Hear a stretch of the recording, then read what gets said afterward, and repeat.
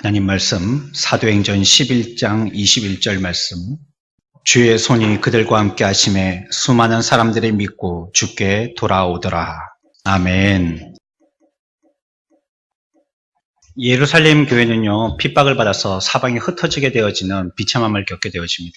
우리가 알고 있듯이 핍박이라는 것이 신약의 초대 교회의 모습을 매우 다른 판도로 바꿔놓게 되어집니다. 하지만 이와 같은 일들이 교회에 해를 주기보다는 하나님께서 놀랍게 섭리하셔서 흩어진 교회들로 통하여서 하나님의 새로운 성경 역사를 이루어가게 하십니다. 마치 봄에 농부가 파종하듯이 씨를 뿌리듯이 뭉쳐있을 때에 하나님의 놀라운 역사에 나타나심과 함께 이제 흩어질 때의 역사들을 일으키시려고 하셨습니다. 우리가 이런 걸 통해 가지고 한 교훈을 얻을 수 있는데, 하나님께서 복음을 전하기 위해서 우리들은 어려움이나 고난을 능히 감당하고 극복할 줄 알아야 된다는 것입니다.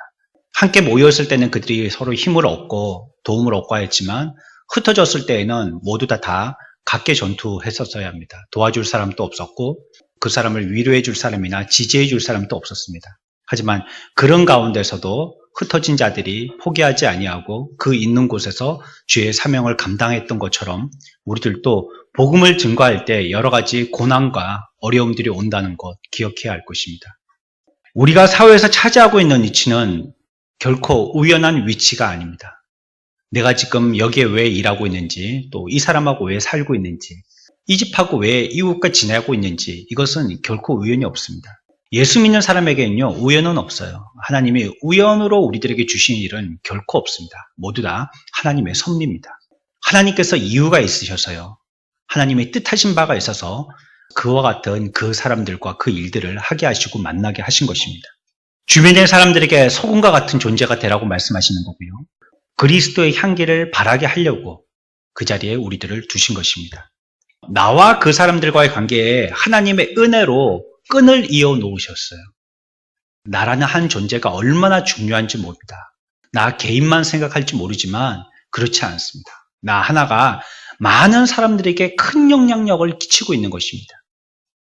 그들에게는 은혜의 전달자가 되는 거고요, 또 복음의 사자가 되는 것이고, 그리스도의 서신의 존재 역할을 하는 것이 바로 저와 여러분들입니다.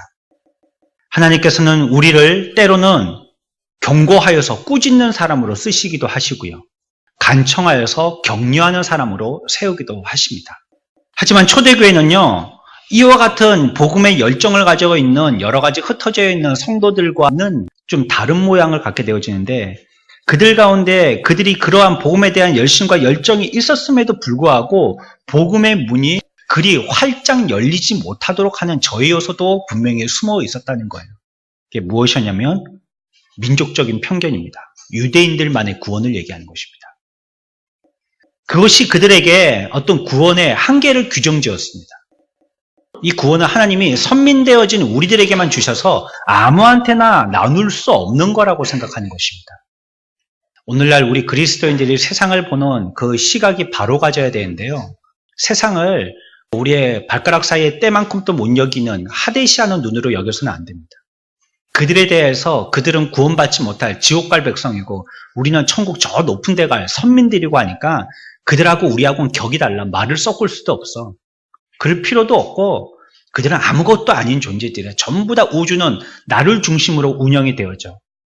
맞는 말씀이기도 한 것 같지만요, 잘못하면 말씀에서 굉장히 어긋난 교만이 되기도 합니다. 유대인들이 이런 생각을 갖고 있었기 때문에요, 복음이 진출하지를 못했어요. 복음의 문이 얼마든지 가려졌던 것입니다. 복음은 명쾌했습니다. 분명했습니다. 그것을 어디에 누구에게 전해야 할지 성경은 우리들에게 명확하게 가르쳐 주십니다. 하지만 이들은 이 의미를 깨닫는데 굉장한 오랜 시간을 허비하게 되어집니다. 과연 이 복음이 누구의 것이고 어디로 전달되어져야 되느냐? 성경을 우리들에게 말씀하셨지만 성경의 말씀대로 믿으려고 하지 않았기 때문에 그들 가운데 있는 이 민족 정신이 복음보다도 더 두꺼운 벽을 이루고 있었기 때문에 복음이 그 벽을 뚫고 나가지를 못하는데, 이 벽을 뚫는데 오랜 시간이 걸린 것입니다. 오늘날 우리는요, 우리의 영에 편협함이 조금이라도 있다면 하나님 앞에 그걸 제거해달라고 기도해야 합니다. 혹시 우리가 경멸하는 사람이나 전도 대상자로 노력하지 않는 사람과 부류가 있는지 스스로를 점검해 봐야 돼요. 내가 전하기 싫어하는 그 사람, 함께 섞여서 복음을 전달하고 그들에게도 은혜를 전파하고 싶지 않은 그 부류와 그 무리에게 우리들은 복음을 전해야 할 사명이 있는 것입니다. 유대인들이 미처 생각하지 못하고 겨우 깨닫고서야 그 복음이 온 세계에 펼쳐지는 놀라운 역사를 체험한 것처럼 예상할 수 없는 놀라운 하나님의 복들이 거기에 은혜가 깃들어 있는 것입니다. 우리가 바꿀 그 땅에 대해서 한정 지을 필요가 없는 것이에요. 내가 바꿀 곳은 굉장히 좁아지는 것이에요.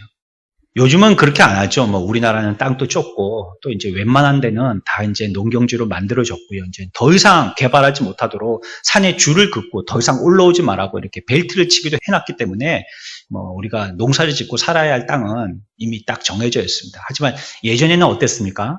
나라에서 땅을 갖다가 다 관리하거나 분기가 명확하거나 그러지 않을 때는 땅을 얻기 어려운 사람들은 땅 주인이 있는 곳을 피해서요, 산으로 올라갔습니다. 나무를 베고요, 돌을 걷어내고요, 불을 질렀습니다. 그곳을 농경지로 만들었어요. 그런 사람들을 화전민이라고 부릅니다. 우리들도 100배나 많은 수확을 얻기 위해서는요, 아직 원시 상태로 있는 숲속으로 들어가서 고목을 베는 이러한 역사들을 우리가 일으켜야 하는 것이에요. 성경에서도요, 여기에서 복음을 전하다가 그곳에 복음이 받아들여지지 않는다면 다른 마을로 옮기라라고 얘기하고 있어요. 굳이 이 동네에 교회가 10개나 20개나 되는데 나까지 거기에 머리 띠밀고 복음을 전하려고 거기에 경쟁할 필요가 없다는 거예요. 복음이 전해지지 아니하는 오지, 불모지 그런 곳에 가서 복음을 전하라고 말씀하고 있는 거예요. 유대인들에게 주님이 맡겨주시는 사역이 그런 거였었어요. 그래서 불꽃을 튀기듯이 그들을 유대의 그 중심한 주변 지역으로 다 퍼뜨려버린 것입니다. 그곳에 가서 복음을 전하라고. 살기에는 우리끼리 뭉치고 잘 먹고 잘 사는 게 좋지만 하나님의 섭리는 그런 데 있지 않았기 때문에 그들을 일부러 흩어버리신 겁니다. 힘들고 어려웠지만 그곳이 그들이 복음을 전해야 할 사역지였던 것처럼 오늘날 우리들에게도 마찬가지인 것입니다. 우리들이 농담 삼아 하는 소리가 있어요. 아이, 저런 사람한테는 복음 안 전해야지. 저런 사람은 지옥 가게 내버려둬야지. 이게 엄청난 책임을 져야 할 소리입니다. 우리에게 그 사람을 만나게 하시고 일부러 거기에 보내셨음에도 불구하고 우리는 거기에 대해서 안갚음 갚으려고 하는 마음을 가지고 있다면 전혀 하나님의 의지와 뜻과는 반대로 가서 유대민족들처럼 그걸 깨닫는데 한참이 걸리고 소비하고 허비되고 말 것입니다. 우리를 그래서 그곳에 보내셨다는 거예요. 그래서 그곳에 있게 하셨다는 것입니다. 왜 이렇게 많은 배들이 모여가지고 서로 경쟁하듯이 고기 잡는 그 좁은 물, 거기에서 그물을 던지겠어요? 넓은 바다로 가면 됩니다. 깊은 바다로 가면 되는 것입니다. 하나님은 우리를 어디든지 인도하시는데요. 하나님의 인도가 없는 곳은 없는데요. 우리를 어디로든 인도하시든지 그 길이 선한 일이기 때문에 우리들은 최선을 다해서 거기서 노력하면 되는 것입니다. 주인인 주님께서 우리들에게 시키신 일을 우리가 다 해석할 필요가 없어요. 이게 무슨 뜻이죠? 하나님, 내게 왜 이런 일을 주셨죠? 내가 이게 무슨 이유 때문인지 이해할 수 없어요. 괜찮아요. 여러분들이 그거 다 이해할 필요가 없습니다. 우리는 그냥 종으로서의 역할만 감당하면 됩니다. 주인은 다 생각이 있어서 우리들에게 시키는 것이니까 우리들이 그걸 다 이해하지 못한다고 순종까지 못하는 책임 회피를 해서는 안 되는 거예요. 그거는 그분의 일이고 나는 순종하는 일을 하면 되는 것입니다. 이해 못해도 돼요. 바울이 사도가 맞느냐? 바울을 과연 어디에서 신학을 했느냐? 하나님이 우리들에게 전해 주시려고 하시는 그 말씀에 대해서 우리들은 순종하기만 하면 돼요. 우리 모두는 이 세상에 있는 많은 사람들이 구원받기를 기대합니다. 하지만 그 사람들은요, 철저히 하나님의 말씀을 부인합니다. 성육신, 구원, 부활, 영광, 재림, 이거 콧방귀 낍니다. 실없는 소리로 그냥 귀뚱으로 듣고 맙니다. 그리고 그들은 그렇게 살다가 그것이 진실인지 알고 그렇게 믿고 그렇게 죽습니다. 이것이 사실이라는 것을 내가 절실하게 느끼는 것처럼 저들도 그것이 사실임을 절실하게 느끼도록 기도해야 됩니다. 내가 절실하게 느끼지 못하면 그들은 못 느낀다는 말입니다. 어느 누구도 복음의 진실성 앞에 확신이 없으면 나가서 전하지 못합니다. 물론 여러분들에게 하루에 5만 원 주고 찌라시 뿌리듯이 이 동네 뿌리십시오 하면 할 수 있는 사람은 있을 것입니다. 하지만 한 푼의 용돈도 주지 않고요. 복음의 확실합니다. 진리입니다. 믿음입니다. 사실입니다. 그 일은 반드시 이루어질 겁니다. 여러분들 믿고 나가십시오. 하나 그 사람의 마음에 믿음이 없이는요. 몇 집 하다가 맙니다. 재미가 없어서 말아요. 이 핑계 저 핑계 두고 안 나갑니다. 깨닫고 느낀 사람만 나가서 그 깨달음을 전할 수 있어요. 그것에 대한 확신이 있는 사람만 나가서 확신 있게 얘기할 수 있는 것입니다. 교회 선생님들이 힘들어하는 것이 바로 그것입니다. 내가 가르칠 때 알지 못하고 실행하지 못하고 가르칠까 봐 그걸 힘들어하시는 거예요.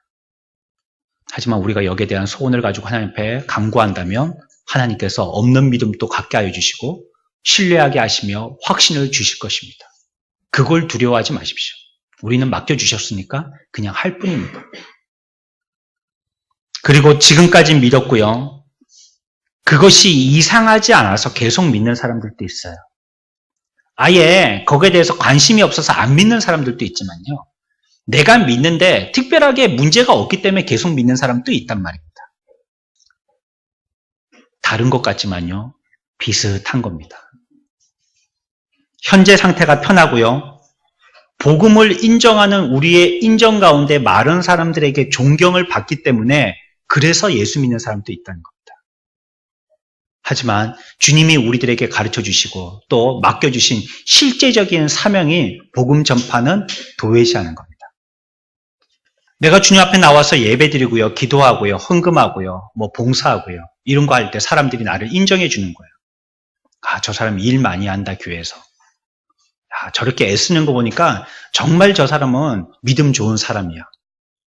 하나님의 참된 일꾼은요, 할 만한 그 사람의 일에 대한 역량이 있는 사람이어야 됩니다. 교회에서 그 사람 잡아두려고 일을 맡겨서는 큰 코 다칩니다. 일할 사람을 일시켜야 돼요. 왜 한국교회 자꾸 이렇게 문제가 생기죠? 여러 가지 일들 가운데 한 가지가요, 돈 가지고요, 직분을 팔아서 그래요. 장로 되는데 몇백만 원 든다, 권사 되는데 몇십만 원 든다, 안수집사 되는데 몇십만 원 된다. 그게 뭐가 필요해요? 돈은 쓰고 나면 없어지는 거지만 사람은 계속되는 겁니다. 누가 사람들이 믿기 때문이나 그 사람하고 원수져서가 아니고요. 내가 요리의 기술이 하나도 없는데 말이에요. 어떻게 요리사가 되겠냐는 말이에요. 요리는 요리의 기술이 있는 사람이 하는 겁니다. 내가요, 운전을 한 번도 해본 적이 없어요. 핸들을 잡으면 벌벌 떨리고 가슴이 벌렁벌렁 거려가지고 운전을 못 하겠어요. 타고 다니는 거는 편하게 잘 타고 다니는데 이 사람이 어떻게 택시 운전사를 하겠어요? 안 되는 거예요. 기능적인 문제예요. 하나님의 일에 대해서 그런 것입니다. 우리 여기서도 말씀하시는 것처럼요. 우리가 해야 될 우리의 사명에 대해서요. 그것이 무엇인지를 깨달아야 돼요. 그냥 인정받는 거. 많은 사람들 앞에 존경받으니까 저 사람이 일 잘할 거라고 믿는 거. 그냥 우리들의 믿음이죠, 이것은. 재치 있게 말하고 아이디어를 내고 끈기 있게 그 일을 해나가고 하나님의 일을 할 때는 여러 가지가 필요한데 사람들이 보는 면은 단순한 면만을 보기 때문에 저 사람은 아무 탈 없이 저렇게 하고 있기 때문에 이 일도 맡겨도 해나갈 거라고 우리끼리 신뢰하는 것입니다. 그냥 그것을 자기의 종교의 제도로 삼아서 예수 믿는 사람들도 있다는 것입니다. 우리는 계시를 교리로 보아서는 안 됩니다. 이거는 교리가 아니고요. 사실로 보아야 하는 거예요. 우리들에게 말씀하여 주시는 하나님의 말씀의 선언들은요. 우리들에게 그냥 교과서적인 여러분들의 삶의 지침 정도를 얘기하는 것이 아니라는 겁니다. 이번 주에 여러분들이 죽느냐 사느냐를 얘기하는 여러분들의 생사의 기로의 약과 같은 걸 얘기하는 것입니다. 우리들이 목표하는 것은 이 세상에서 많은 사람들이 하나님께로 돌아오는 것입니다. 그것이 우리의 삶의 목표입니다. 예수님이 이 땅에 오셔서 하셨던 일들이 그것이기 때문입니다. 교회를 얼만큼 넓히느냐, 우리들이 다양한 얼마나 세상적인 교양을 쌓느냐, 기독교적인 문화에 얼마나 우리가 익숙하느냐 이런 게 아니라는 거예요. 주님이 다니시면서 무슨 싱어들을 데리고 다니셨어요. 주님이 다니시면서 건강하게 하는 비법, 자녀 잘 가르치는 교육 비법 이런 강사들 데리고 다녔냔 말이에요. 주님은 그저 그 인생들에게 복음만을 증거하셨어요. 그게 그분의 일이었기 때문에 많은 사람들에게 오해도 많이 받으셨어요. 복음의 진리 그대로만 액면대로 전하니까 듣기 싫어하는 사람은 사탕발림으로 세상과 대충 서로 딜하고 싶은 그런 복음의 정신을 갖고 있는 사람들에게는 그 말이 너무나도 부딪히는 말이 되었던 것입니다. 믿지 않는 자들이 예수를 믿을 때요, 우상을 버리고요, 오로지 살아계시고 참 진리이신 하나님을 경배하게 됩니다. 그들이 지금까지 갖고 있던 하위의 목표가요, 하나님의 영광을 위한 상위의 목표로 변하게 되는 것입니다. 그것이 우리의 기쁨이에요. 저와 여러분들의 기쁨은 그것입니다. 사람을 살려서 사람이 사람 노릇하게 하는 것입니다. 하나님에게로 돌아온다는 것은요, 진리를 위해서 거짓을 버린다는 뜻입니다. 또 죄에 대한 사랑에서 돌아선다는 것입니다. 죄라는 것은 자연적인 본성을 따라가는 것입니다. 내가 하고 싶은 대로 하는 거예요. 내 기분대로 하는 겁니다. 내 감정대로 하는 겁니다. 내가 추구하는 내 욕심대로 사는 것입니다. 하지만 하나님의 영광은요, 산 물고기처럼 그걸 거스르는 것입니다. 그래서 주님을 믿을 때에 한 가지, 자신을 부인해야 된다라고 반드시 말씀하십니다. 그러지 않고는 그것이 너에게 족쇄가 돼서 한 발짝도 더 이상 나가지 못한다는 거예요. 죄를 바라보고 있는 사람이 있다면요, 그 사람은 단연코 하나님을 등지고 있는 사람입니다. 하나님을 바라보고 서 있는 사람은요, 그 사람은 분명히 죄에 대해서 등 돌리고 있는 사람입니다. 주님은 회개의 눈물과요, 가슴 깊은 회개의 한숨을 귀히 보셔요. 우리가 하나님 앞에 회개하고 죄를 혐오하고 자신을 기꺼이 버리지 않는다면요, 우리의 사역의 결과에 결코 만족할 수 없을 것입니다. 하나님께 돌아온다는 것은 어떤 의미냐? 돌아오는 그 순간부터 기도를 통하여서 하나님을 구한다는 의미입니다. 우리가 주님께로 돌아오게 되어지면 첫 번째 우리가 하나님을 아버지라고 불리면서 기도하게 되어져요. 기도 학교 세미나 뭐 이런 게 있는 것 같은데요. 기도는 가르쳐 주는 게 아닙니다. 하는 겁니다. 여러분들, 우리가 이렇게 외국 언어를 배우기 힘들어하는 거는요, 그게 우리의 생활이 아니기 때문에 그렇습니다. 하지만 꼬마 딱질 때부터 우리 어린아이들이요, 엄마 아빠에게 말을 배웠지만 그거 아이에게 가나다라, 그 다음에 오늘 10개 단어 외워라, 이렇게 해갖고 배운 아이들은 없어요. 그냥 엄마하고 말하다 보니까 자연적으로 말이 그냥 느는 거예요. 그러다가 나중에는 엄마가 이제 이 녀석 말로도 못 이기겠네 할 정도로 어른을 앞서는 고급 단어를 써가면서 말을 유창하게 합니다. 이게 어디에서 학원을 보냈기 때문에 얘기하는 게 아닙니다. 삶을 통해서 배우는 겁니다. 우리가 예수께로 오게 되어지면요, 세상 말문은 닫히고요, 하나님의 말문이 열리는데 그게 기도입니다. 기도하게 되어지는 거예요, 자연스럽게. 그 사람이 진짜 회심했는지의 증표가 되는 거예요. 하나님 앞에 기도하는 사람이냐 하는 거예요. 돌아오는 사람이라면 기도하게 되는 것입니다. 아니, 건강한 아이가 엄마를 앞에 두고 어떻게 말을 안 할 수가 있어요? 그건 문제 있는 아이입니다. 병이 있거나. 분명하게 부모의 자식이라면 부모를 두고 하소연을 하든지 배가 고프다고 밥을 달라고 하든지 아니면 뭐 기저귀를 갈아달라고 하든지 어떻게든지 의사 표현을 하게 되는 겁니다. 다시 얘기해서 기도하지 않는 사람은요, 하나님 없이 사는 사람입니다. 하나님께로 돌아오는 것은요, 자신을 복종시켜서요, 그분에게 자신의 뜻을 맡기는 것입니다. 우리에게 시키신 것을 기꺼이 복종하는 것입니다. 우리에게 가르쳐주셨던 것을 분명하게 묵상하고요, 그분이 명하신 것에 대해서 우리들은 행하는 겁니다. 그게 하나님께로 돌아왔다는 겁니다. 하나님께 돌아왔다는 겁니다. 등을 완전히 하나님께로 돌렸다는 뜻이에요. 죄를 바라보지 않고 하나님을 바라보게 됐다는 겁니다. 하나님으로부터 시작되어진 모든 일들을 즐겨하게 되어졌고요, 하나님이 우리들에게 맡기신 일들에 대해서 우리들은 기쁨으로 감당하게 된 것입니다. 제멋대로 하려고 하는 반항은요, 이것은 불신앙의 소산입니다. 천사가 그래서 마귀가 됐어요. 고린도 교회가 문제가 생긴 겁니다. 자기가 원하는 스승을 세우려고 했고, 자기가 원하는 뜻대로 하려고 했고, 거기에 대해서 가르치려고 했던 목회자를 갖다가 물리쳤어요. 바나바가 떠난 다음에 새로운 목회자를 보냈지만 그 목회자가요, 성도들한테 뒤어가지고 바울한테 다시 쫓겨왔어요. 감당하지 못하겠다는 거예요. 얼마나 성도들이 센지. 분명히 고린도 교회에 바울이 복음을 전파할 때는 성도들이 그렇지 않았는데 1년 반 정도 없는 사이에 성도들의 성정이 완전히 바뀌어버린 겁니다. 자기 마음대로 하고 싶은 교회가 되게 만들었어요. 후임 목회자에게 가서는요, 으뜨거 하고 도망을 가버렸다는 거예요. 하소연하려고 바울에게 찾아옵니다. 신실한 순종만이 겸손한 믿음의 산물이에요. 사람들이 하나님께로 돌아와서요, 그 영혼이 예수님의 장성한 분량에 이르기까지 하나님만을 향한 삶을 살게 되도록 우리들은 애써서 노력하고 기도해야 합니다.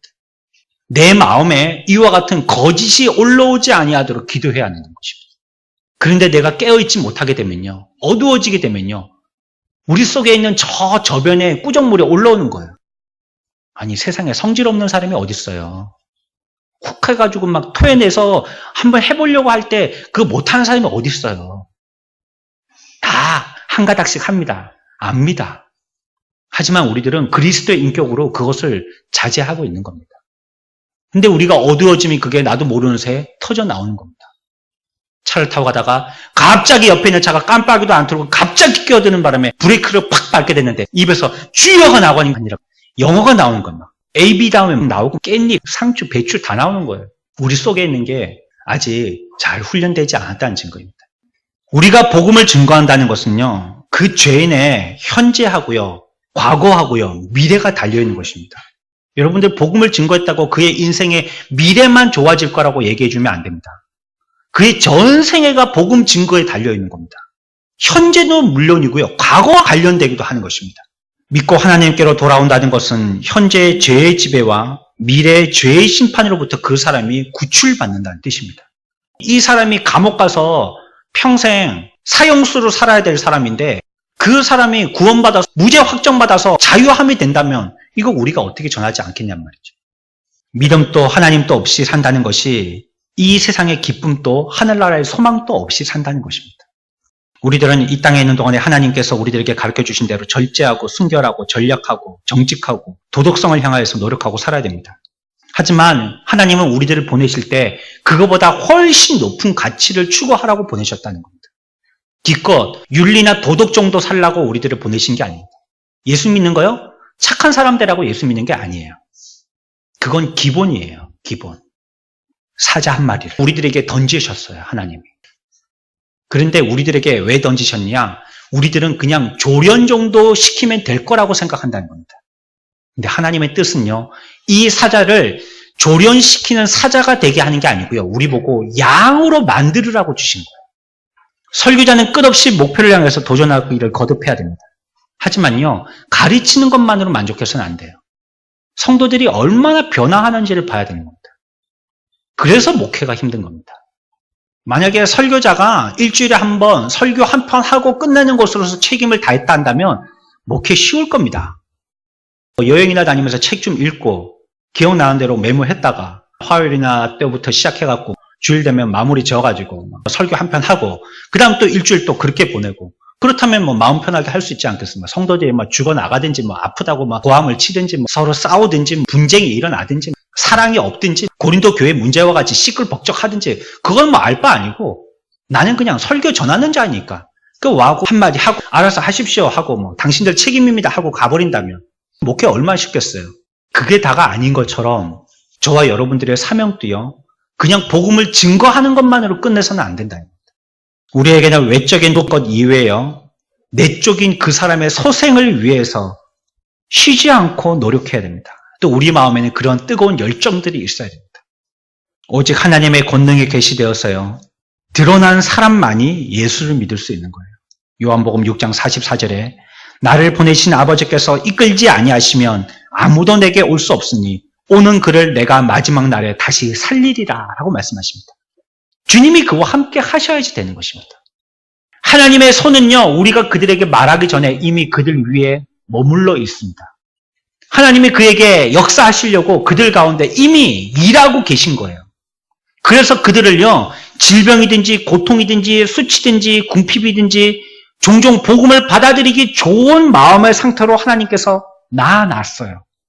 상황을 만들어 놓은 거예요, 이미. 우리들은 뭐하냐? 가서 숟가락 한 개 더 올리는 겁니다. 이 일은 내가 한 것이 아니고 하나님이 이미 하시고 계셨던 일이고 지금까지 해오신 일이에요. 이를 구원하기 위해서. 좋은 환경에서 자란 사람이요, 사업에 실패하기 때문에요, 절망하게 됩니다. 하지만 그 사람이 복음을 받아들이게 되어지고요, 위로부터 오는 행복을 기꺼이 받는 사람이 그제서야 되는 것입니다. 어떤 사람이 육체의 건강을 잃었습니다. 그에게 인생은 연약하다는 경고를 주게 되어서요, 그를 통해서 영혼을 이야기하는 권면에 귀 기울이게 되게 된다는 것입니다. 하나님이 다 다루고 계신 것이에요. 그래서 우리들은 무엇을 하느냐? 씨를 뿌려야 된다는 거예요. 씨를 뿌려야 됩니다. 하나님이 바꾸실 거예요. 걱정하지 마십시오. 하나님이 일하셨고 하나님이 일해 오셨어요. 우리들은 씨 뿌리는 것만 하면 됩니다. 씨 뿌리되 열정을 가지고 씨를 뿌려야 한다는 것입니다. 한 번씩 예능 프로에 보면 멤버들이 나와가지고 벌칙으로 말이에요. 농촌에 가가지고 농활 한다고 고추 농사 돕기, 과일 따기, 배추 빼기 이런 것들 도와준다고 하는데 어떤 사람은 건성으로 하고 자기가 하기 싫어가지고 카메라 들고 있는 카메라 감독을 시키고 자기가 카메라 들고 있고 예능으로 하는 거고요. 그냥 건성으로 하는 겁니다. 그 농부의 주인은 그렇게 할까요? 감자 캘 때도 뭐 호미를 그냥 아무렇게 그냥 찔러가지고 뭐 찍혀서 올라오든지 뭐 파헤쳐지든지 뭐 아무렇게나 하라고 막 그렇게 할까요? 조그만 감자 씨앗 같은 거 그거 한 개 놓치지 않으려고 호미로 조심히 파고 손으로 걷어내고 또 털어내보고 또 있는지 살펴보고 그렇게 하는 거예요. 우리가 올라가 집을 지어야 하는 거예요. 반석과 초석은 하나님이 벌써 다 준비하신 겁니다. 우리는 거기 그냥 짓기만 하면 되는 것입니다. 주의 종 설교자를 돕는 일들은요, 여러분들이 은혜 받는 길입니다. 복음을 전파하는 자를 옆에서 서포트하는 일은요, 굉장히 귀한 일입니다. 우리가 무지할 때 지혜롭게 되고요, 우리가 지혜로울 때 어리석게 됩니다. 스스로 형편없다고 느낄 때요, 가장 최선의 결과를 보게 됩니다. 우리는요, 하나님을 신뢰하고 영혼 구원하는 일에 우리의 온 마음을 바치기만 하면 됩니다. 그러면 여러분들이 말주변이 없어도 세상 운병과도 따라갈 수 없는 하늘의 언어를 통해서 하나님께서 여러분들을 돕고 그 능력을 소유하게 하실 겁니다. 이것은 성령의 분명한 사역이에요. 말씀을 통하여서 성령이 나타나시기도 하시지만요, 택한 자를 통하여서 말씀을 전파하는 것을 통하여서 성령이 역사하기도 하는 것입니다. 그런 사람들과 같이 지내면요, 함께 은혜를 받습니다. 복음에 수종되는 자들, 복음을 전파하는 자들, 복음을 귀하게 여기고 그 복음에 씨 뿌리는 일들을 하는 자들, 그들과 함께 하는 거예요. 우리는 이 일에 대해서요, 성령을 지속적으로 의지해야 합니다. 성령님께서 이것을 하시는 일이시기 때문에 그래요. 사람들은 게으른 호기심을 가지고 설교를 들으러 옵니다. 웃음거리를 찾으러 옵니다. 하지만 성령이 말씀하실 때는요, 그들의 그와 같은 기대를 완전히 저버리고요, 양심을 완전히 큰 못으로 찌르듯이 아프게 찔러버리십니다. 단순하게 우리의 인간의 언어로 표현되어 있지만요, 그들 마음속에 파고들어서 해쳐버리는 거예요.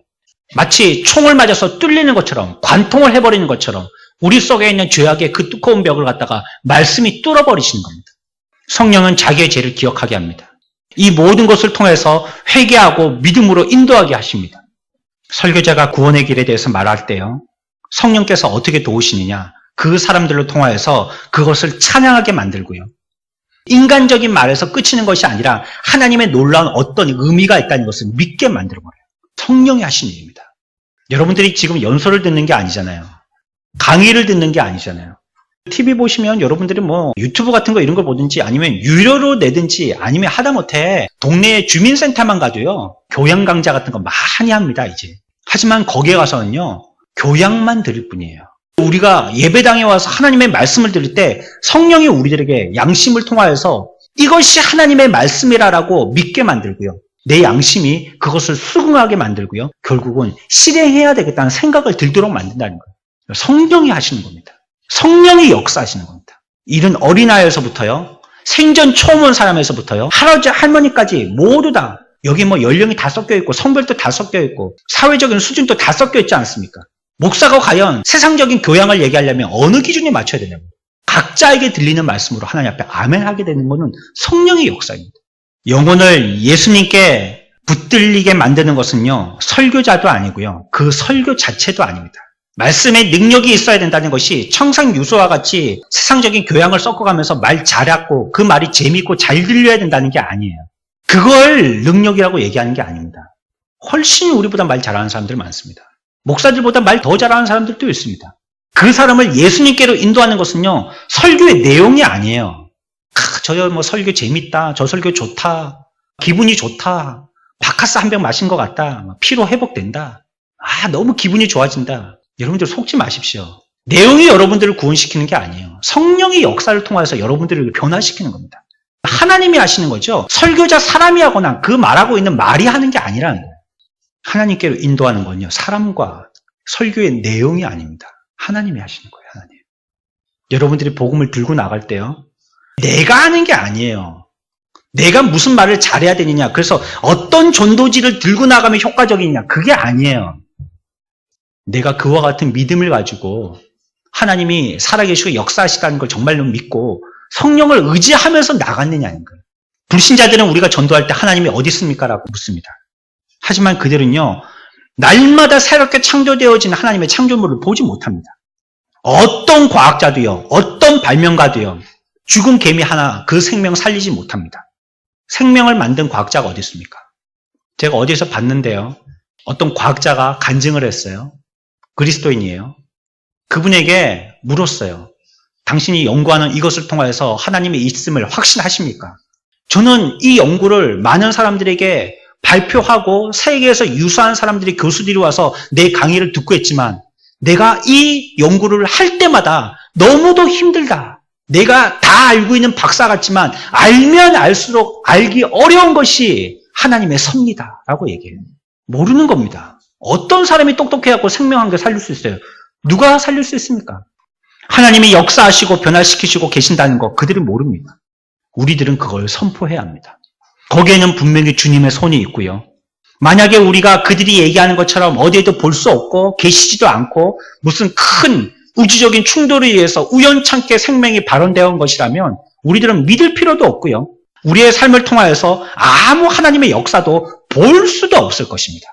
주님은 빌라델비아 교회에 말씀하셨습니다. 계시록 3장 11절에 내가 속히 오리니 내가 가진 것을 굳게 잡아 아무도 내 면류관을 빼앗지 못하게 하라 라고 얘기했습니다. 우리가 가지고 있는 귀한 면류관이 있는 것입니다. 우리는 그것을 빼앗기지 말아야 한다는 거예요. 주님을 통하여서 화목하게 되어진 이것을 통한 샘솟는 행복과 비교할 수 없는 기쁨, 이거 우리들이 지녀야 되는 것입니다. 우리는 죄 용서를 통해서 누리게 되는 평안 속에서 다른 이들도 동일한 것을 소유하도록 우리들도 소원해야 된다는 거예요. 신앙이라는 것은 정말로 기쁨의 영원한 원천이에요. 신앙이라는 것은 정말로 우리의 평안의 원천이에요. 하나님을 믿는 신앙이라는 것은 우리의 삶에 정말로 행복의 원천이에요. 이걸 우리가 느꼈다면 가르쳐야 한다는 것입니다. 말해야 된다는 것입니다. 저들이 끔찍한 운명 가운데 있다는 것을 깨닫는다면요, 우리는 말하지 않고는 못 버길 겁니다. 인간은 개와 고양이처럼 죽어서 그냥 사라져 없어지지 않습니다. 하나님께서 우리들에게 부여하신 영혼이라는 것은요, 불멸합니다. 마태복음 25장 46절에 그들은 영벌에 의인들은 영생에 들어가리라 하시니라 라고 얘기하고 있습니다. 분명하게 우리들에게 말씀하셨어요. 둘 중에 하나의 운명으로 분명히 결정되어진다는 것입니다. 회심하지 않는 사람은요, 하나님을 향하여서 결국은 애통하게 되더라는 것이에요. 사람들의 얼굴을 보고 여러분들이 인사하듯이 얘기합니다. 어디 안 좋으세요? 얼굴이 왜 이렇게 검으세요? 입술을 왜 이렇게 파랗세요? 왜 그렇게 혈색이 안 좋으세요? 여러분들이 그걸 보고 그 사람에게 안부를 물을 줄 안다면 영혼의 상태를 보고 어째 그 사람들에게 복음을 전하지 않을 수 있다는 말입니까? 보는 사람들에게 인사치레라도 그런 좋은 말을 한다면 어째 그의 영혼을 살리게 하는 그들의 죽음 피골이 삼접해서 영원한 어둠 가운데 파묻혀서 초죽음에 되어 있는 그 사람들의 상태를 보고 아무 말도 안 할 수 있냐는 거예요. 장례식에서의 슬픔은요, 죽은 자에 대한 슬픔입니다. 만약에 우리가 여전히 죽어가고 있는 사람들을 보고도 슬퍼하지 않는다면 그게 양심이겠어요? 장례식 가서 죽은 사람을 보고는 그렇게 슬퍼하면서 지금 또 계속 죽어가고 있는 사람을 보고는 슬퍼하지 않는다면 그 사람도 곧 죽을 사람인데 말이에요. 그게 그리스도의 양심이 아닌 겁니다. 사람의 영혼을 보면서 애통하는 심령을 갖고 있지 못한다면 그리스도인으로서 너무나도 부끄러운 겁니다. 우리가 돌아가면서 기도를 하지만요, 기도 못했다고 나 부끄러워요, 교회 못 나오겠어요, 이거는 부끄러운 것도 아닙니다. 말이야 잘할 수도 있고 못할 수도 있고 실수할 수도 있는 거죠. 하나님하고 대화하는 거 아닙니까? 누구 들으라고 하는 것도 아니고. 뭐가 부끄러워요? 하나님 앞에 부끄럽다는 얘기예요, 그게? 그럼에도 불구하고 우리들은 사람들에게 복음을 증거하지 않는 데 대해서는 부끄러워하지 않고 떳떳이 들고 다닙니다. 복음 증거에 대해서는 양심의 가책이 하나도 없다는 거예요. 일주일 동안 예수 믿으라고 복음 증거 한 번도 하지 않았고 그렇게 국숫가락 밥숟가락에 잘 올라가는 거예요. 교회가 회심자로 번성되지 않고서는요, 부흥될 수 없습니다. 지지난주에 말씀드렸나요? 교회의 숫자가 많아진다고 그것이 다 복과 은혜가 아니라고 했습니다. 많지만 그들 가운데에서 하나님을 통하여서 구원받고 하나님의 뜻대로 하고 또 이제 예수 믿고 구원받은 자들, 이런 자들이 있지 않다면 많은 무리가 오히려 우리들에게는 저주입니다. 사람이 한 명 있을 때 문제 생깁니까? 두 명 있을 때부터 문제 생기지. 우리는 그들을 하나님께로 돌아오기를 위해서 수고해야 합니다. 그리스도를 위하여서 사람들의 회심을 우리들은 하나님 앞에 간구해야 합니다. 불신자들이 전도되지 않으면 어떻게 되죠? 우리는 이걸 질문합니다. 우리 부모님이 예수 믿지 않으면 어떻게 되죠? 우리 형제가 예수 믿지 않으면 어떻게 되죠? 우리들은 이걸 질문합니다. 질문이 잘못됐어요. 불신자들을 전도하지 않으면 우리가 어떻게 되죠? 이걸 질문해야 됩니다. 저들에게 복음을 증거하지 않으면 우리의 상태가 어떻게 되죠? 이걸 질문해야 됩니다. 이 일을 하라고 우리에게 부름받았는데 부름받은 우리들이 이 일을 하지 않게 된다면 우리는 어떻게 되죠? 이걸 질문해야 된단 말이에요. 전하지 않고 그 사람들의 미래를 뭐 하려고 점쳐봅니까? 복음 증거 한번 해보지 않고 그 사람들의 미래를 뭐 하려고 우리가 예단해봐요. 전하지 않은 내 상태가 더 지금 심각한 겁니다. 다른 사람들의 회심을 구하지 않고 잘 먹고 잘 자고 잘 사는 사람들은 이미 엄청난 위험 가운데 있는 사람들입니다. 안전고리 없이 유리 닦는다고 60층, 70층을 지금 올라가는 사람이에요, 지금. 생명성 없이 암벽 타보겠다고 100m, 200m 암벽을 올라가는 사람입니다. 올라갈수록 위험합니다, 그 사람은. 다른 이들의 상태에 대해서 관심이 없는 사람이요, 성령을 소유했다고 믿을 수 없습니다. 왜냐하면 성령은 그런 분이 아니시기 때문에. 하물며 그런 성령을 갖고 있는 사람이 그런 사람이 된다는 것은 이해할 수가 없는 겁니다. 그건 성령의 사람이 아니라는 뜻이에요. 성령이 계신 사람은 성령의 소욕이 나타나는 것입니다. 분쟁하고 분란하고 싸움 일으키고 시끄럽게 만들고 또 그를 통하여서 내가 나를 드러내게 되어지고 말씀 앞에서 자꾸 부딪히고 이게 성령을 하고 있지 않다는 소리입니다. 주님이 하려고 하시는 일들에 대해서는 전혀 소용되어지지 않고 관심도 없고 기대도 하지 않고 마음 아파하지도 않고 그것 갖고 기도하지도 않고 회심에 대해서 애타하지도 아니하고 그들의 상태에 대해서 관심도 없으면서 내가 어떻게 성령의 사람이라고 얘기할 수 있냔 말이에요. 뭐가 증거가 내가 예수 믿는 사람이라는 거예요? 성경책 들고 다니는 거요? 미션 스쿨만 가보십시오. 창고에 성경이 이만큼이나 쌓여 있습니다. 여러분들 집에 성경 한 권이 없어갖고 우리가 성경을 안 읽고 믿지 못합니까? 최소한 여러분들은 성경 3권 이상 갖고 있지 않습니까? 집에 한 권, 사무실에 한 권, 차에 한 권 다 갖고 있지 않습니까? 또 시대가 바뀔 때마다 성경 사지 않습니까? 또 어떨 땐 모양이 예쁘다고 성경 사고. 우리가 뭘 갖고 예수 믿는 사람이라는 걸 표현한다는 말입니다. 뭐가 그리스도인이라는 뜻이냔 말이에요. 뭐가 내가 예수 믿는 사람이라는 뜻이냐는 거예요. 성령이 기뻐하시고 성령이 하시려고 하시는 본질적인 일을 해야지 성령의 사람입니다. 성령이 기뻐하실 때 함께 기뻐하고 성령이 애통할 때 같이 애통하는 게 성령의 사람 아닙니까? 성령이 눈물을 흘리시는데 나는 웃고 있고 성령은 기쁘고 즐거워하시는데 나는 슬프고 과연 뭐가 성령의 사람이라는 뜻이에요? 회심은 하나님의 일이에요. 오늘 말씀에서 그래서 주의 손이 그들과 함께 하심이라고 얘기하고 있습니다. 내 손이 하는 게 아니에요. 하나님은 여전히 손을 내미시고 일하고 계세요. 우리가 그들의 회심에 우리의 눈의 시각을 맞춘다면요. 우리의 분명한 목적도 바뀌어져야 합니다. 주님이 그와 같이 하시려고 하시는데 우리들이 딴청 피울 수 없는 거예요. 같이 동력해야 되는 겁니다. 우리가 잡히든지 말든지 그거는 아무 관심도 없고 그물만 던져서야 되겠어요? 어떻게든지 잘 잡히는 데 가서 그물 던져야 되지 않겠어요? 사업 성공한 사장들이 어떻게 해서 사장 됐습니까? 되든지 말든지 뭐 전이나 벌려보자 그러고 장사했습니까? 어떻게 하면 장사 잘 될까? 어떻게 하면 이윤을 많이 남길까? 어떻게 하면 이 물건을 많이 팔까? 맨날 고심하는 거 아닙니까? 그러니까 겨우 그거라도 하는 겁니다. 세상적인 성공이라도 겨우 해보는 겁니다. 하물며 예수 믿는 사람들이 어떻게 하면 복음을 증거할까? 성령의 소욕대로 그것을 목표하지 않는다면 어떻게 복음이 증거될 수 있냔 말이에요. 이걸 소원하지 않는데, 이걸 연구하지 않는데, 이걸 기대하지 않는데 어떻게 복음이 효과 있게 증거되겠냐면 구원받는 영혼들로 창고가 가득 채우고자 하는 것을 우리의 목표로 삼는 열심이 우리들에게 필요한 거예요. 우리에게 목표가 있습니다. 화살을 쏴서요. 관육에 명정시켜야 되는 겁니다. 그러려면 어떻게 되느냐? 제가 예전에 탁구를 한번 배워보려고요. 한 2개월인가 3개월 배워본 적이 있습니다. 탁구 코치가요. 나중에는 탁구 가르치는 어떤 학생하고 바람 나가고 도망갔어요. 그래서 제가 뭐 한 2달 배우다가 돈 좀 띵겨 먹었어요.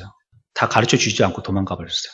석 달 동안 한 게 받는 겁니다. 뭐 서브 한 게 제대로 가르쳐 준 것도 없어요. 뭐 여기 뛰어가서 받고 저기 뛰어가서 받고 막. 1시간 동안 땀 뻘뻘 흘리고 가죠. 초죽음이 돼서 가죠. 그 사람은 서가지고 이렇게. 저는 그러면 이쪽, 저쪽에서 막 날라서 받고 절로 뛰어가서 받고 막. 그거 1시간 하다가 오는 겁니다. 근데 제가 유심히 봤어요. 탁구 잘하는 사람들은요. 얼굴 표정이요. 웃음이 없어요. 공 요만한 걸 갖다가 놓치지 않고 잡으려고 하다 보니까 집중하는 거예요. 그래서 눈도요. 굉장히 예리합니다. 그 작은 공 한 개 잡으려고 눈을 예리하게 그거에 목적을 두지 않으면요. 이렇게 우리가 총을 쏠 때도 눈을 한쪽에 이렇게 감고 조그맣게 만들지 않습니까? 그래야지 조금만 관역이 보이거든요. 이렇게 탁구 선수들이 눈이 조금해서 이렇게 봐야 되거든요. 우리의 눈을 갖다가 허벌레하게 떠가지고는요. 어떤 목적도 명중시키지 못합니다. 최소한 탁구 선수들처럼 눈을 예리하게 떠서라도 한 목표에 집중해야 되는 겁니다. 그렇지 않으면 날려봤자 허공을 치는 겁니다. 쏘아봤자 관역을 빗나가는 거예요. 한 영혼을 위해서 자신의 전 영혼을 바치고 자신의 모든 힘을 기울일 만한 목표로 삼아야 되는 거예요. 우리가 전도가 안 된다는 이유가 최선을 다하지 않은 핑계로 세상을 돌리려는 비겁한 모습을 보이면 안 됩니다. 우리가 읽었던 말씀 좀 더 밑에 가면 20절에서 그 중에 구브로와 구레네 몇 사람이 안디옥에 이르러 헬라인에게도 말하여 주 예수를 전파하니 주의 손이 그들과 함께 하심에 수많은 사람들이 믿고 주께로 돌아오더라 라고 얘기하고 있습니다. 복음을 증거할 때요. 여러분들 생각대로 말씀하지 마십시오. 좋은 거 골라내고 껍데기만 먹이지 마십시오. 기묘한 표현과 내용을 그대로 증거하십시오. 여러분들이 하는 것이 아니기 때문에 그렇습니다. 내 생각으로 이 말 해갖고 이 사람이 알아듣겠나 싶어가지고 알곡만 다 뽑아버리고 쭉정이로 먹이지 말란 말입니다. 이렇게 어려운 말을 아이들이 알아들을 수 있겠냐. 구원받으리라, 재림하시고 부활하셨다. 애들이 이거 뭐 생전 들어보지도 못한 말이에요. 싹 다 바꿔버리는 겁니다. 쉬운 말로. 물론 표현을 쉽게 해서 이해시킬 필요는 있지만 좋은 내용을 갖다가 다 빼볼 필요는 없는 거예요. 수은 이야기만 해주고 예수 그리스도의 구원을 한 번도 얘기하지 않는 거예요. 성경에 어떤 인물이 있고 어떤 사람이 있고 무슨 일을 했다. 그거 가르쳐줘서 뭐 하는데. 그래서 어찌라는 겁니까? 공과가 전부 다 그렇게 만들어져 있어요. 보니까. 그림 그렇게 한 개 그려져 있고. 그 애들은 거기다가 색칠하고 그리고 1시간 공부 잘했다고 집에 가는 겁니다. 과연 그거에서 뭘 얘기하려고 하는지 그걸 찾아야 될 거 아니에요. 그대로 가르치십시오. 그대로. 성경이 말씀하시는 그대로 가르치라는 겁니다. 예수님이 병자들을 고치시고 복음을 증거하실 때 어찌 의역해서 가르치셨습니까? 가라사대하면서 가르치셨습니다. 그대로 직역하셨어요. 그대로 말씀하신 거예요. 전달만 하신 거예요. 그걸 뭐 자기의 말을 갖다가 곁들이고 가미시키고 뽑아내고 그러지 않으셨다. 그대로 가르쳤다는 거예요. 액면대로. 그럴 때 그들이 엄숙한 경고를 듣게 되는 겁니다. 우리들은 이를 위해서 기도해야 합니다. 야곱이 씨름했던 것처럼요. 구원을 위해서 우리들도 하나님 앞에 기도로서 씨름해야 됩니다. 주님께서 이들을 구원시켜주지 않는다면 나는 이 자리에서 한 발짝도 일어설 수 없다라고 주님 앞에 기대하며 기도해야 합니다. 또한 내 개인적인 전인적인 노력이 들어가야 됩니다. 열정을 잃은 냉담한 사람이 되지 맙시다. 뜨거운 심장, 냉담한 생각을 내쫓게 만들어버립니다. 우리가 기대해야 됩니다. 뭐라고 말씀했습니까? 믿음대로 되리라 라고 말씀하셨어요. 하나님께서 모든 설교에 은혜 주실 것이고요. 설교 후에 회심자들이 있는 곳에 찾아 나서실 것입니다. 그들 심령을 격려하시고 또 그들 마음을 움직이실 것입니다. 하나님이 하실 일들을 기대하면서 기도하자는 것입니다. 우리 교회가 하나님의 더 큰 은혜 가운데 있을 것입니다. 지난 수년간 누렸던 것보다 더 많은 성장을 보게 될 것입니다. 그러므로 하나님께서 영광 받으실 것입니다. 기대하고 기도하자는 것입니다. 주의 손이 함께 하시기 때문에 되는 것입니다. 나의 생각으로 하지 말고 내 기분으로 하지 말고 내 하고 싶은 것만 하지 말고 여러분들이 이 땅에 와서 돌아가신 이유와 목적이 무엇인지 잘 생각하고 주님이 보내신 것과 같이 주의 손에 우리의 손을 함께 하여서 주님과 함께 동역하는 저와 여러분들의 삶이 되시기를 축원합니다.